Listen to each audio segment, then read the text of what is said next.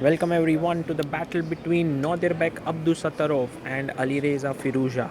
A game that is so amazing that I am recording this from the airport in Paris. I'm on my way to Lima, Peru, but this cannot wait. Alireza opens with e4, Nodirbek c5. We have the same opening that they played a few games ago, that is the Sicilian Najdorf, and look at the speed at which they are playing, because they already have played all of this before, and the last time this was played Nodirbek didn't play h6, so that's a small improvement. Bishop e1. Firouzja already has played this against Benjamin Bok before, and so that's why he knows this inside out. And look at the position now. Black king is in the center, white has pawns here, but black has already opened up a line against the white king. Queen can come to b6 to put pressure, e5 in the air, f5 in the air, g5 in the air, sacrifices everywhere. This is such a sharp and amazing position. Actually, it's every Sicilian player's dream to play this, from both white and black. Okay, Nodirbek starts to think. The main move here is queen to b6, but you could also play knight to c5. He does go queen b6, and Firouzja knows this inside out, so he goes bishop f2. Now if you take here, this is not a great idea because of nd b5 hitting the queen, and it gets very sharp here. So Firouzja, knowing his stuff, already gaining 3 minutes 18 seconds. 18 seconds he is more than what he began with, while Nodirbek has 2 minutes 18 seconds, so he's a minute down on the clock. That's already a disadvantage. This is the fight for the third spot at the FIDE World Blitz Team Championships 2026, and we'll see who actually manages to triumph here. He comes back queen c7, and Firouzja, is he happy with the draw here with bishop e1, queen b6, bishop f2? Not sure. He's thinking here h4 is a very logical move. You can also bring your rook to the center. He goes bishop e1, and he's tempting Nodirbek to say, okay, Firouzja is like, I trust my other players. I have Levon in my team. I have Anish Giri, Volodar Murzin, Katrina Lagno. So I'm okay with a draw on board 1, but perhaps not. These are all mind games at top level. And Nodirbek says, okay, draw, bishop f2. Look at Nodirbek just settling down in his chair. At this point, you don't know whether you want to take a draw or not, because in team tournaments, you want to keep playing till the end and see how your team is doing. It's 6-board match, and there's so much at stake. A bronze medal in this tournament is at stake. Queen c7, he goes back. And now if Firouzja plays bishop e1, no, he does not.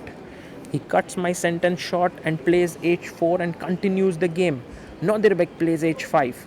g5 is a normal, natural move. By the way, they are following a game between Maksudlu and Ivan Cheparino. This has happened before. In fact, it's one of those openings that has been played in correspondence chess as well. But the players are on their own already. Notice that Firouzja can actually try for g5, g6, because then the e6 pawn would get weakened, knight g4. But now the bishop here is a bit loose. So you want to first think about it, maybe go bishop e1, save it.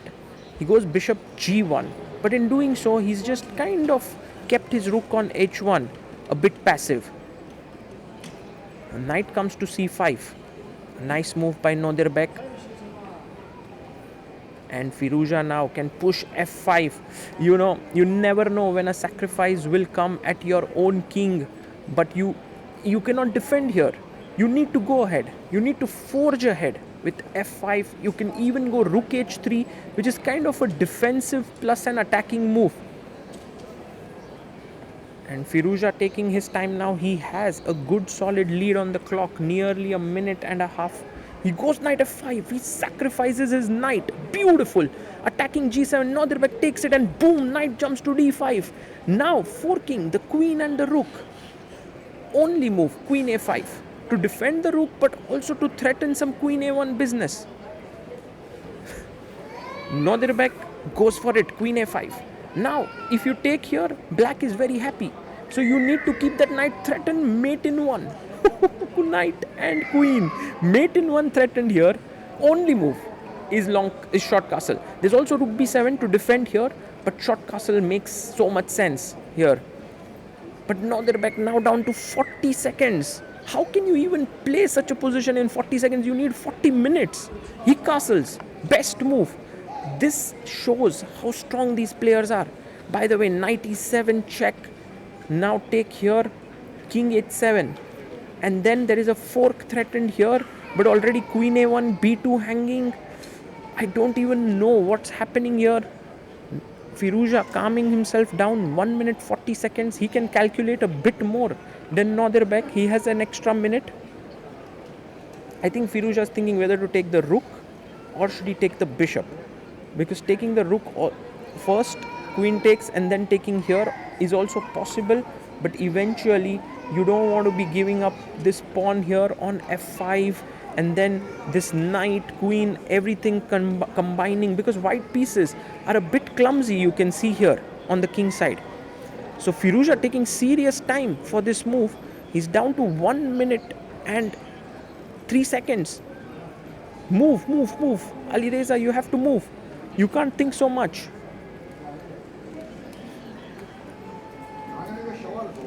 Well,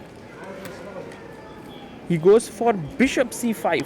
But that's not the best move. Now d takes c5. D takes c5 is a possibility. But Nodirbek is thinking, should he take with the queen?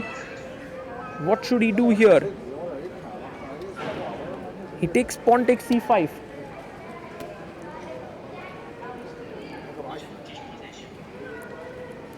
Pawn takes c5 taken. And now don't take on e7. Suddenly the position is different. Knight e7, king h7. Important to go to h7 because later on, after knight c6 and queen e7, f8 rook won't hang with a check if you go to h8. You can see Firouzja burning away all his time advantage. He takes on e7 with a check, king h8, quickly played, king h7. Was so tough move because then g6 would have come with a check, but it was the best. Knight c6, a fork now. The only way to proceed, check king here and take on b2. Take on b2. Black would be winning now. The point is there's queen e7, the only move available, and he finds it. Queen e7, beautiful move by Firouzja. Rook check, and you take the rook now. And there's nothing else, otherwise you get mated. Queen takes d4, king c1, there's a draw to be had now. But I think Nodirbek is the one who wants to play for a win. He takes on f4, but that's not a good move. Rook d2. Notice that white is an exchange up. Rook d2 played. Blocking the check. There is now rook f1 coming in. King g8 defends here, but rook e1 is a very strong move. It's not an easy move to make. Also, rook f1 is possible. He goes rook f1. Queen a4, threatening mate in one. King needs to run. King d1. The accuracy shown by these two players is off the charts. King d1 found. Ooh, love it. Love the way in which they are playing. And now he goes for a check. King e2. Queen comes to c3. Hanging around the king with the knight and the queen. Goes rook f3. Check. King e1. f6 is one of the ideas, and he check f6. He pushes forward. This is a great move because now there are all sorts of ideas in the position like queen f8 and mate, but right now the rook is pinned. So bishop e6, he brings his rook. Rook d3 is a winning move. Rook d8, but he goes rook f4. Queen takes f4, queen f8. So he goes queen b8, but now queen takes c5. He goes bishop e4, rook e8. The rook comes back. And now Nodirbek jumps in with a check. Bishop check, bishop comes back, takes. The position is now winning for black because he can take the queen and bring his knight to f6. He finds that idea. The pawn on e7 is very strong. Rook d6 and queen check. Now this is controlled.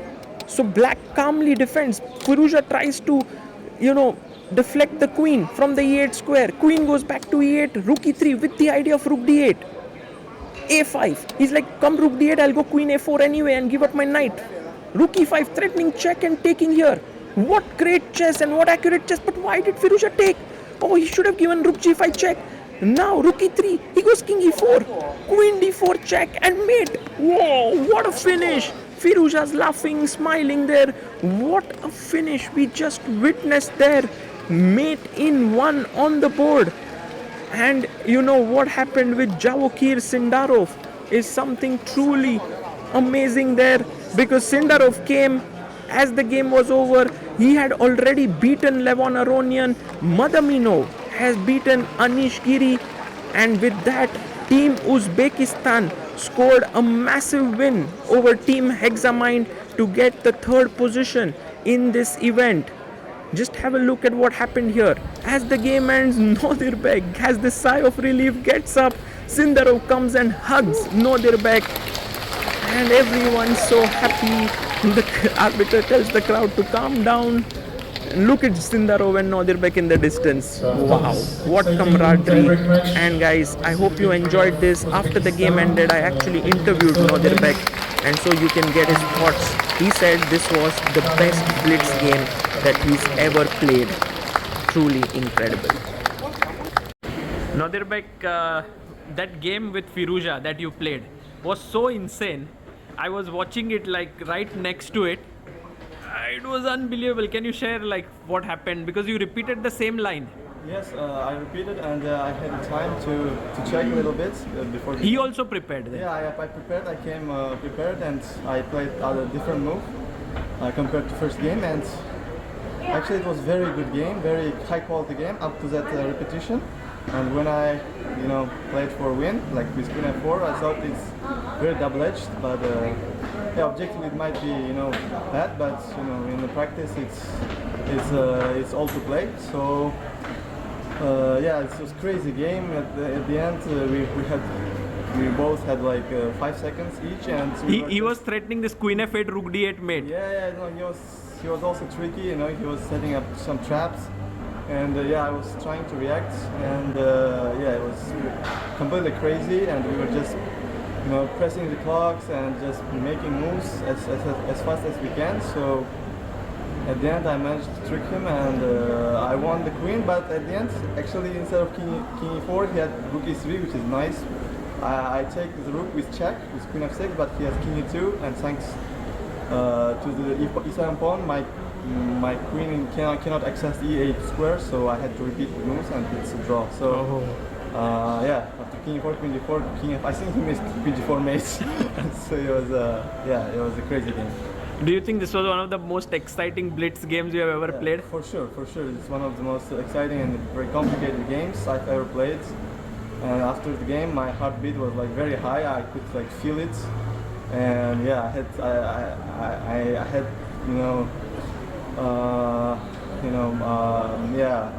I was just I was told by my colleagues that we won was 5.5. Okay, I thought it was just a dominating win at the end. Amazing. We enjoyed the game. We also enjoyed the celebrations. You and Javokir hugging each other, and just having this amazing time with each other, and the entire team was very special. Thank you very much. Thank you. Freedom begins with a choice. In 2008, we made ours. Freedom knows no borders. Step by step, we became part of the global financial system. In 2019, we went public on NASDAQ. In 2024, we built a digital ecosystem. Fintech, lifestyle, telecom, everything comes together in one unified digital space. Today, Freedom is a system that shapes markets. $2 billion in annual revenue, $9.3 billion market capitalization, 11 million customers, 11,300 plus employees, 230 offices worldwide. Freedom begins with a choice, and every day we make it again. Freedom Holding Corp. One ecosystem, many possibilities.